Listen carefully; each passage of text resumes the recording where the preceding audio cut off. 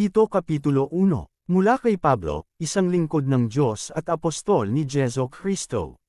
Sinugo ako upang patibayin ang pananampalataya ng mga hinirang ng Diyos, at upang palawakin ang kanilang kaalaman tungkol sa katotohanang makakapaglapit sa atin sa Diyos, at bigyan sila ng pag-asa sa buhay na walang hanggan.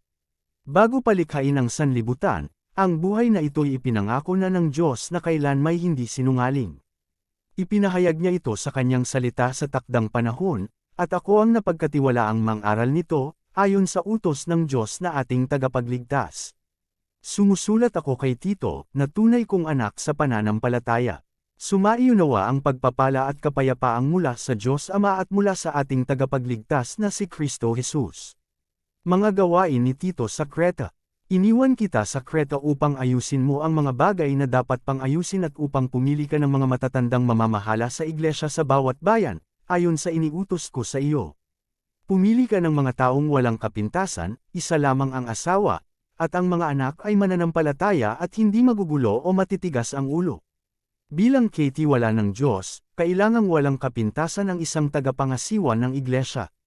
Hindi siya dapat mayabang, hindi magagalitin, hindi lasenggo, hindi mapusok o sakam, buka ang tahanan sa mga panauhin, maibigan sa kabutihan, mahinahon, makatarungan, may kabanalan, at marunong magpigil sa sarili. Kailangang matatag siyang nananalig sa mga tunay na aral na natutuhan niya, upang ito'y maituro naman niya sa iba at maipakita ang kamalian ng mga sumasalungat dito. Sapagkat maraming tao, lalong-lalo na ang mga galing sa Judaismo, ang sumasalungat laban sa mga aral na ito. Dinadaya nila ang iba sa pamamagitan ng mga katuroang walang kabuluhan. Kailangang pigilin mo sila sa kanilang ginagawang ito sapagkat ginugulo nila ang mga pamilya. Kumita lamang sila ng salapi ay nagtuturo sila ng mga bagay na di dapat ituro. Isa na rin sa mga propetang taga-Kreta ang nagsabi, ang mga taga-Kreta ay talagang sinungaling, asal hayop, batugan, at matako.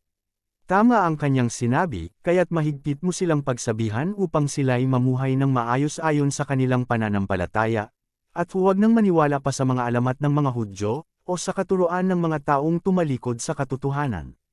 Malinis ang lahat ng bagay sa may malinis na isipan, ngunit sa masasama at di sumasampalataya, walang bagay na malinis sapagkat marumi ang kanilang budi at isipan. Ang sabi nila'y kilala nila ang Diyos, ngunit hindi naman ito nakikita sa kanilang mga gawa. Sila'y kasuklam-suklam, suwail at hindi makagawa ng anumang mabuti.